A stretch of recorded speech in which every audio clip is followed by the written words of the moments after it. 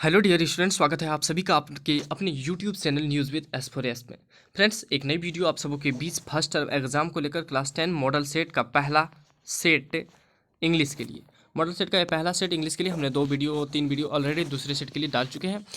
तो चलिए देखते हैं आज के मॉडल सेट इंग्लिश का जो एग्ज़ाम होगा उसके जैक बोर्ड के लिए जो मॉडल सेट जारी किया है उसका सॉल्यूशन, उसका आंसर जानते हैं। जानने से पहले अगर आप इंस्ट्रक्शन थोड़ा जान लें कि टोटल नंबर ऑफ क्वेश्चन 40 है, ये ऑलरेडी आप जानते हैं। इस क्वेश्चन कैरीज 1 मार्क, प्रत्येक क्वेश्चन के लिए 1 मार्क्स है।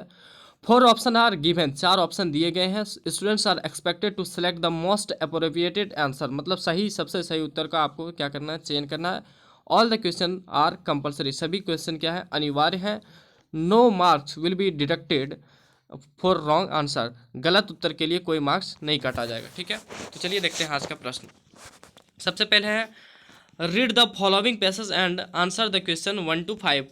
पैसेज को पढ़ के 1 से लेकर 5 तक का आंसर देना है। ठीक है, तो पैसेज कुछ इस प्रकार है। हम आपको पैसेज तो आप पढ़ लेंगे, हम बताते हैं डायरेक्ट इसका आंसर क्या होगा कि the passage is about, passage किसके बारे में है, तो the passage is about Hafiz contractor के बारे में है। ठीक है, ये जो पैसेज है किसके बारे में, हाफिज कॉन्ट्रैक्टर। यहाँ से आप देख पा रहे हैं कि हाफिज कॉन्ट्रैक्टर के बारे में ये पैसेज दिया गया।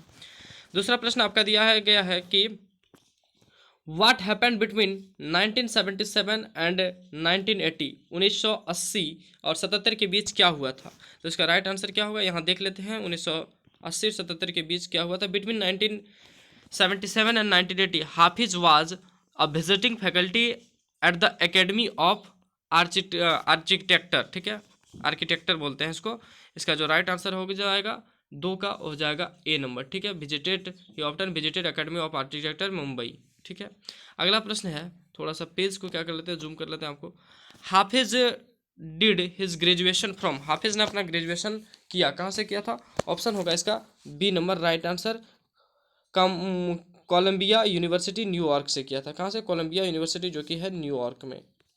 3 का हो गया बी नंबर। 4 नंबर प्रश्न है कि who are among the 350 employees of Hafiz farm from the given option, तो इसका राइट आंसर क्या हो जाएगा, इसका राइट आंसर हो जाएगा all of the above. Interior designer, draughtsman, architects, तब इसका राइट आंसर हो जाएगा all of the above, all of the above.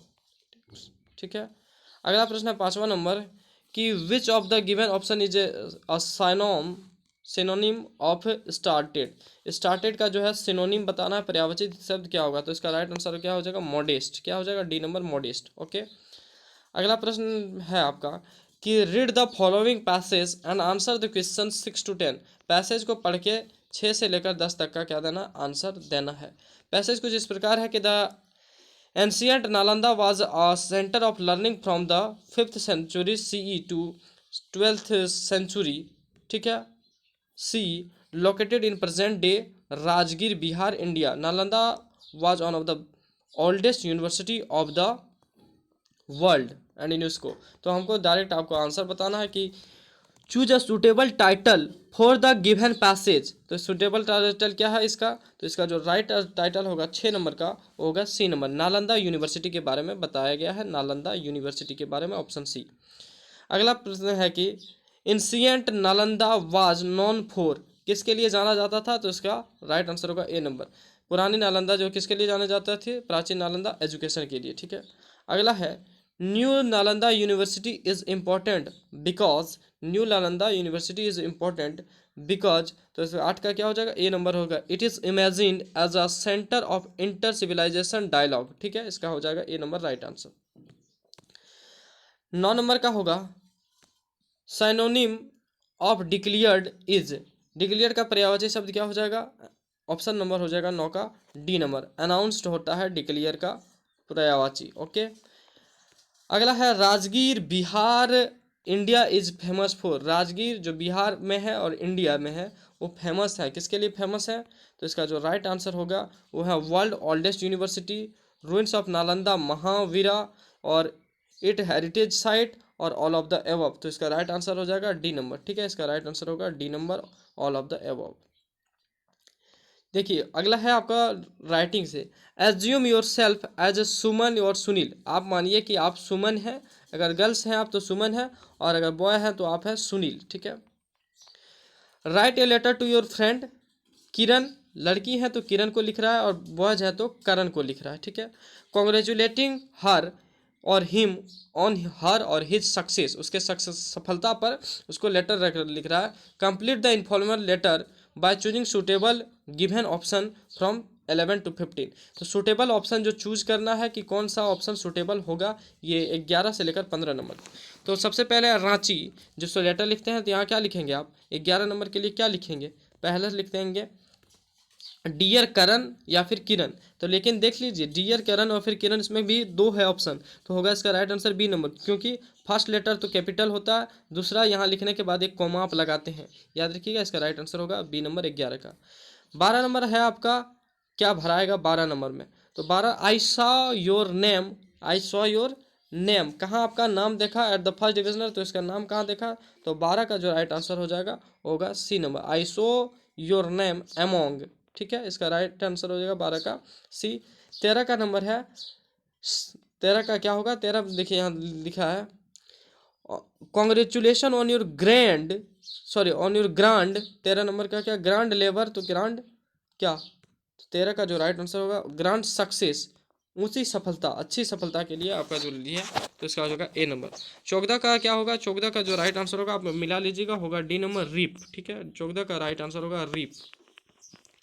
15 number का जो होगा, आप लास्ट में अब देखिए 15 नंबर यहाँ पे है आपका, इस जगह क्या पड़ेगा, तो इस जगह आप क्या लिखते हैं योर लविंग या लवलिंग, देखते हैं यहाँ पर क्या दिया ऑप्शन में, योर लविंग फ्रेंड, ठीक है। तो इसका लाइन क्या हो जाएगा, योर्स लविंग फ्रेंड, इसका राइट आंसर क्या हो जाएगा A number, yours loving friend 15 का।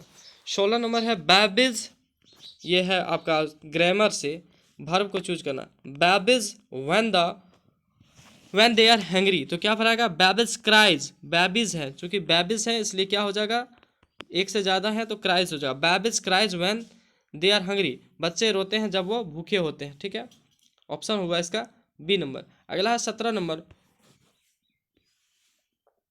सॉरी थोड़ा सा पेज, अगला आपका 17 नंबर प्रश्न देख पा रहे हैं ये, हाँ ये है कि what time the train leaves the train, does the train leave, is the train leaving, किस समय ट्रेन रुकता है, तो इसका राइट आंसर 17 का हो जाएगा A number, what time the train leaves, what time the train leaves हो जाएगा, ठीक है। What time the train leaves, A number का इसका right answer.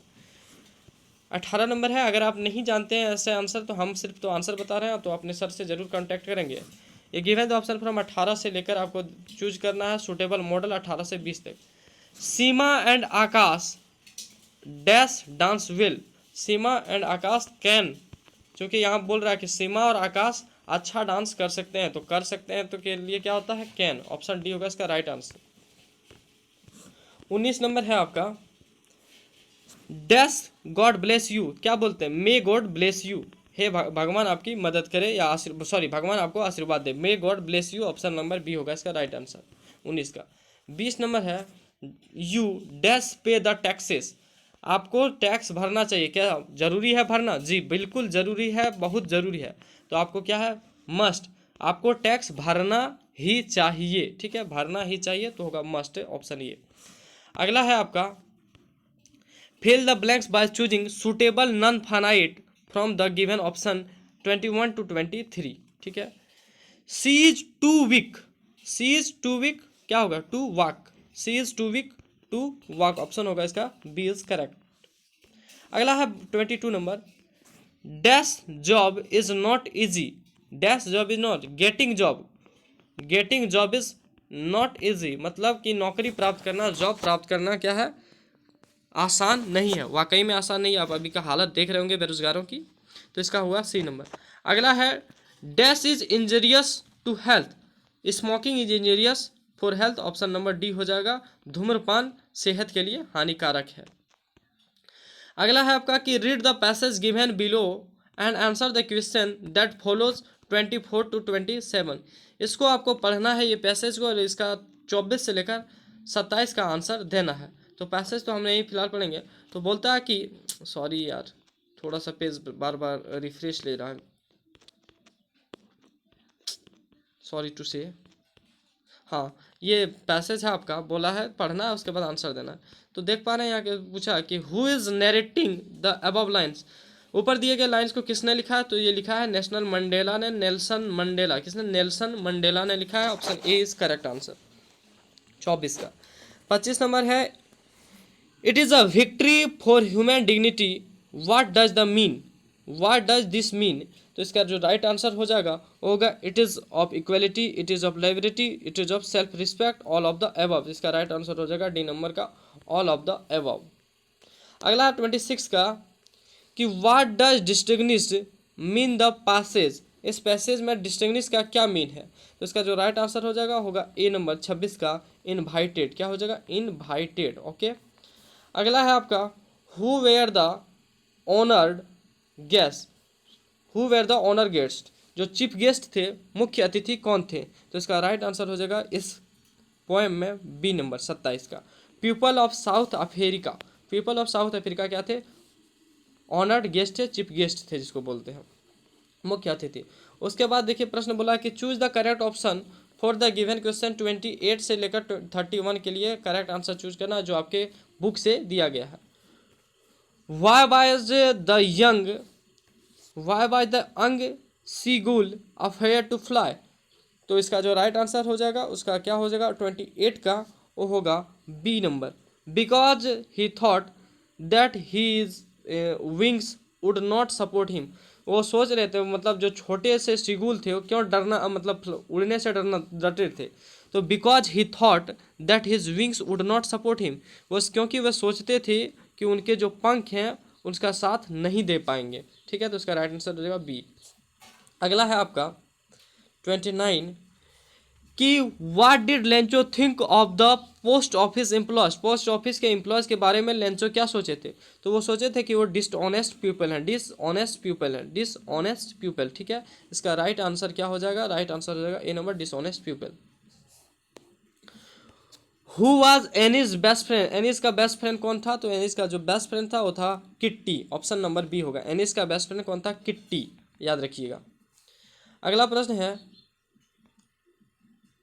Which of the given poem is written by poet Robert Frost, Robert Frost के द्वारा दिए गए विकल्प में कौन सा कविता लिखा गया है, तो आपको बताए थे रॉबर्ट फ्रॉस्ट कौन लिखे थे, फायर और आइस और डस्ट ऑफ स्नो, तो इसमें दो ही कविता लिखे थे Robert Frost, fire of ice and fire and ice and dust of snow, तो फायर एंड आइस ऑप्शन में है, तो इसका राइट आंसर होगा सी नंबर।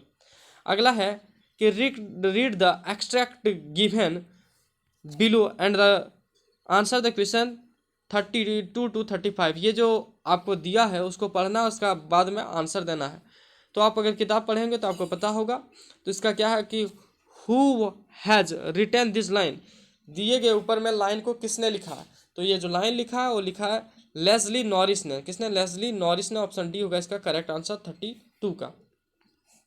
33 है who is he in this line, he किसके लिए प्रयुक्त हुआ, ये देख रहे हैं ही शुड जो लिखा है, तो यह पूछ रहा है ही किसके लिए प्रयुक्त हुआ है, तो ही जो प्रयुक्त हुआ है यहाँ पे वो हुआ है टाइगर के लिए, ऑप्शन डी नंबर होगा 33 का, टाइगर के लिए ही का प्रयुक्त किया गया है।